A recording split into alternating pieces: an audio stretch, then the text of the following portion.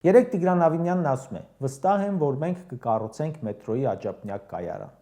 Այս անգամ ժամկետ չասաց։ Ինչու՞։ 2018 թվականի սեպտեմբերի 18-ին առաջին անգամ Երևանի քաղաքապետի թեկնածու այն ժամանակ ՔՊԱ-կան Հայկ Մարությանը խոստացավ մետրոյի աջափնյակ կայարան կառուցել։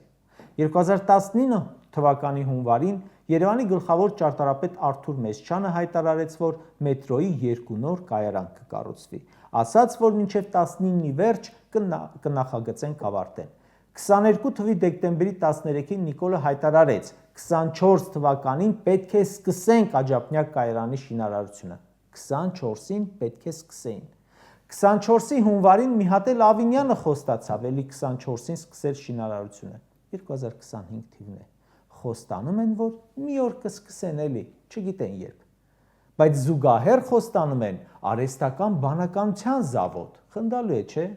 Հա չմոռանամ ասել, Նիկոլենք խոստացել են մետրոյի եւս 2 կայարան կառուցել։ Մեկը Սուրմանլու առևտրի կենտրոնի մոտ, մյուսը այդ աջափնյակի կայարանը կհասցնեն մինչև Ակադեմիական քաղաք։ Իդեպ, այս թազա կես միլիարդ դոլարանոց գործարանն են ուզում Ակադեմիական քաղաքում կառուցել, իսկ թե Ակադեմիական քաղաքը որ 3-րդ դարում են կառուցելու, այ դա չգիտեմ,